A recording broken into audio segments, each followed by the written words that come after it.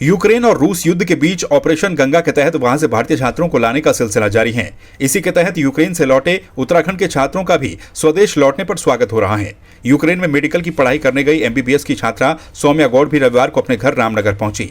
टिहरी के पारस रौतेला भी यूक्रेन से अपने घर बौराड़ी पहुंच गए।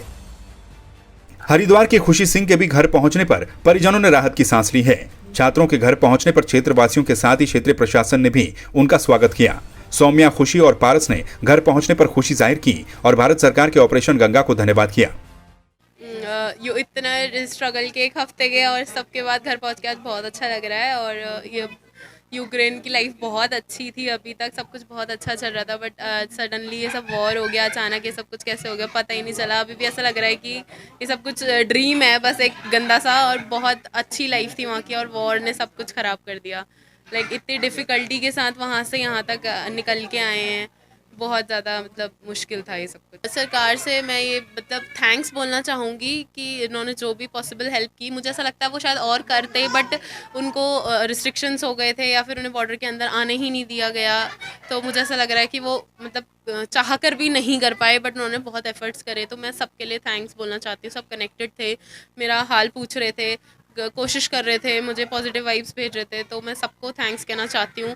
पोलैंड क्रॉस करने के बाद इंडियन एम्बेसी ने जो मेरी हेल्प की, स्टेट गवर्नमेंट ने जो मेरी हेल्प की, मैं सबको थैंक्स कहना चाहती हूँ। सबसे रिक्वेस्ट है कि प्लीज़, अभी भी वहाँ पे कुछ लोग फंसे हैं, तो आप उनको भी इवैक्यूएट कराने का कुछ ना कुछ पॉसिबल हेल्प कीजिए प्लीज़।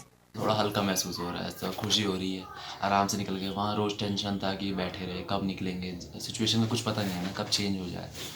तो फिर हम अब तो घर पहुँच चुके हैं, अब तो बिल्कुल कोई टेंशन नहीं है, सब कुछ घर वाले भी शांति से हैं। सबको बहुत टेंशन हो गई थी, वरना हमारी जो स्ट्रीट थी वो थोड़ा एक सेफर एरिया था।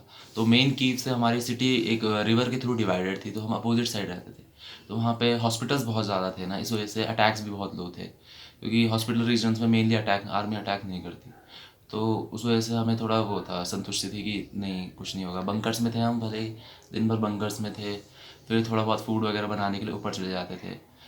बाकी जो भी सिचुएशन होती थी वो हमारे सीनियर्स हमें बता देते थे और वो सपोर्ट करते थे, सबको बोलते थे शांति रखो, कोई दिक्कत नहीं है। बाकी सब रात को तो नींद आना बहुत मुश्किल होता था, इसलिए दिन में थोड़ा सो जाते थे। थैंक्स मिशन गंगा, उनके थ्रू हम आराम से निकल गए। काफ़ी उन्होंने एम्बेसी से सपोर्ट मिला, फिर फ़्लाइट्स भी हमारी अवेलेबल थी, उन्होंने फटाफट फ़्लाइट्स कराई। भले ही 2-4 दिन का भी स्टे था हमारा, पर ये था सिचुएशन ठीक है, इसलिए हम आराम से आ गए मिशन गंगा के थ्रू।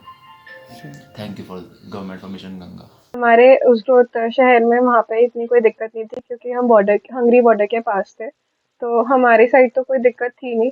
बट काफ़ी बच्चे जो कीव और खारकीव में रहने वाले थे, वहाँ की यूनिवर्सिटी के जो इंडियन बच्चे थे, उनसे भी हमारी बात हुई थी। तो जब बॉम्बिंग शुरू हुई थी, हम लोगों की काफ़ी लोगों की, जो हमारी यूनिवर्सिटी के बच्चे जो वापस इंडिया जा रहे थे, उनकी फ़्लाइट्स भी कैंसिल हो गई थी और एयरलाइंस की कोई सुविधा नहीं थी और एयरलाइंस वगैरह बंद हो गई थी। तो हम लोग वापस नहीं जा पा रहे थे, तो काफ़ी बच्चे टेंशन में आ गए थे, पैनिक में आ गए थे। तो उस टाइम पे हमारे जो हॉस्टल के और कॉलेज के जो ऑफिशियल्स थे, उन्होंने हमारी काफ़ी हेल्प करी, मेंटली भी और वैसे भी। और बट जो खार्किव और कीव में रहने वाले बच्चे थे, उनसे हमारी जब बात हुई, तो उन्होंने बताया कि उन्हें डायरेक्ट ट्रूप्स, रशियन ट्रूप्स वगैरह वहाँ से दिख रही हैं, टैंक्स वगैरह दिख रहे हैं, उनकी विंडो से दिख रहे हैं। और जब वो बंकर में थे, तो उन्हें डायरेक्ट वाइब्रेशंस फील हो रही थी। वैसे उन्हें एम्बेसी ने काफ़ी उनकी हेल्प करी है, बट उनका कुछ लोगों के पास तो खाने के लिए भी कुछ नहीं था, जो कीव में फंसे हुए थे, एयरपोर्ट पर फंसे हुए बच्चे थे।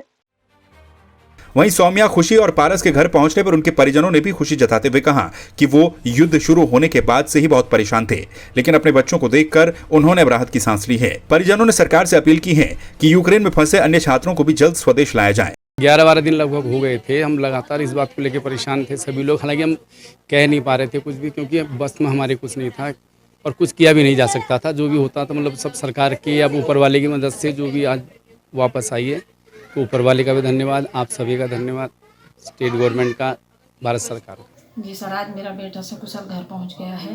पहले तो मैं सबसे पहले ईश्वर का धन्यवाद देना चाहती हूं, और उसके बाद भारत सरकार का, अपने शासन प्रशासन और मीडिया और अपने परिचित अपरिचित सभी लोगों का बहुत बहुत धन्यवाद देना चाहती हूं, जिन्होंने इस संकट की घड़ी में हमें हौसला दिया, हमारी सहायता की, हमारा सहयोग बराबर बनाए रखा। बहुत बहुत धन्यवाद। मैं भारत सरकार का बहुत बहुत आभारी हूँ, जिन्होंने मतलब दूसरे देश में व्यवस्था करी बच्चों की।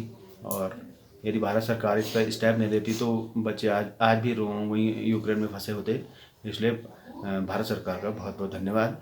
और बच्चों को आने में दिक्कतें तो खैर होती है, दिक्कत जब कहीं युद्ध होता है तो दिक्कत तो रहती है, पर जब आदमी सक्सेसफुल वापस आ जाता है तो सारी दिक्कतें दूर हो जाती हैं। और मैं भारत सरकार से पुनः यही आग्रह करता हूँ कि जो बच्चे हमारे अभी भी वहाँ यूक्रेन में कुछ फंसे हैं उनको यथाशीघ्र लाने का प्रयास करें। जैसे हमारे बच्चे आए वो सबके बच्चे भारत आने चाहिए। सही सलामत घर आ गई और मेरा इसमें ये मेरे जिगर का टुकड़ा है।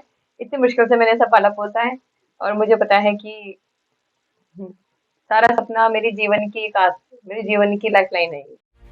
अब तक यूक्रेन से उत्तराखंड के करीब 100 से ज्यादा लोगों की वतन वापसी हो चुकी है। प्रदेश सरकार भी छात्रों को एयरपोर्ट से घर तक पहुंचाने में पूरी मदद कर रही है, लेकिन अभी भी कई छात्र यूक्रेन में फंसे हैं, जिनकी वापसी के लिए उनके परिजनों के साथ साथ देश का हर नागरिक प्रार्थना कर रहा है। संवाद 365 के लिए रामनगर से अमित बेलवाल, टिहरी से बलवंत रावत, हरिद्वार से नरेश तोमर की रिपोर्ट।